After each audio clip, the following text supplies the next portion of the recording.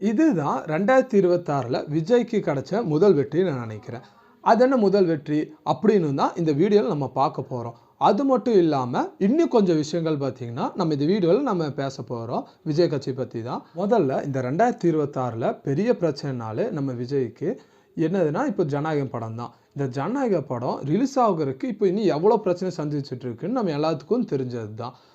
கொஞ்சம் பேர் என்ன சொல்றாங்கன்னா, இந்த பிரச்சனைய தர்றதே பார்த்தீங்கன்னா, இப்போ விஜய் இருக்கார்ல, அவர் இந்த புது கட்சி ஆரம்பிச்சார்ல, அதுலேருந்து தான் இந்த பிரச்சனை தந்துட்டு இருக்காங்க அப்படின்னு சொல்லிட்டு இருக்காங்க. அவரு கட்சி ஆரம்பிச்சா மட்டும் போதுமா? இப்போ நம்ம ஓட்டு போடுறதுக்கு பார்த்தீங்கன்னா, நம்ம கண்டிப்பா இப்போ எலக்ஷன் டைம்ல நம்ம போய் பூத்துல ஓட்டு போடுவோம். இப்போ ஓட்டு போடும்போது, இப்போ எந்த கட்சிக்கு நம்ம ஓட்டு போடுறோமோ, அந்த கட்சியோட சிம்பல் இருக்கும். இப்போ எக்ஸாம்பிள் சொல்லணும்னா, இப்போ நம்ம டிஎம்கேக்கு போடணும்னா, இப்போ அந்த ஓட்டு மிஷின்ல பார்த்தீங்கன்னா, உதயசூரியன் சின்னம் இருக்கும். அதுவே நம்ம ஏடிஎம்கேக்கு நம்ம ஓட்டு போடணும்னா, அந்த இதில பட்டன்ல பார்த்தீங்கன்னா, ரெட்டை இலை சின்னம் கண்டிப்பா இருக்கும். அதுவே நம்ம பார்த்தீங்கன்னா, நம்ம நாம் தமிழர் கட்சிக்கு நம்ம ஓட்டு போடும்போது, அதில பார்த்தீங்கன்னா, விவசாய சின்னம் இருக்குல்ல, விவசாயி அவரோட சின்னம் இருக்கும். அதில பார்த்தீங்கன்னா, நம்ம ஓட்டு போடுவோம். அதே மாதிரி நம்ம டிவிகே சைடுல இருந்தும் பார்த்தீங்கன்னா, ஒரு 3 சின்னங்கள அவங்க கேட்டிருக்காங்க. அதில முதன்மை சின்னமா பார்த்தீங்கன்னா, விசில் சின்னத்த அவங்க கேட்டிருக்காங்க. அவங்களுக்கு பார்த்தீங்கன்னா, முதன்மை சின்னமான விசில் சின்னத்தையே பார்த்தீங்கன்னா, நம்ம தேர்தல் ஆணையம் சைடுலேருந்து டிவிகேக்கு பார்த்தீங்கன்னா, ஒரு விசில் சின்னத்த ஒதுக்கியிருக்காங்க.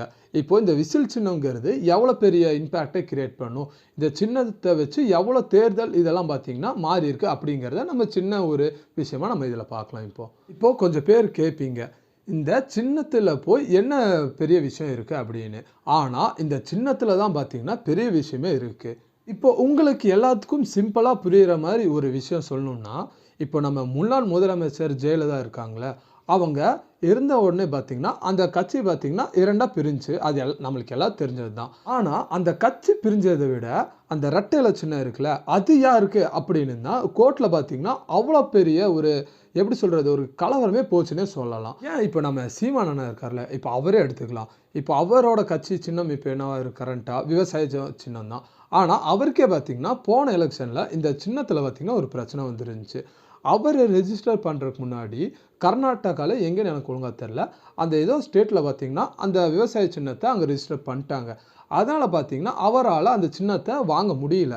அதனால அவர் பார்த்தீங்கன்னா, மைக் சின்னத்தில தான் போன தேர்தல்ல போட்டியிட்டாரு.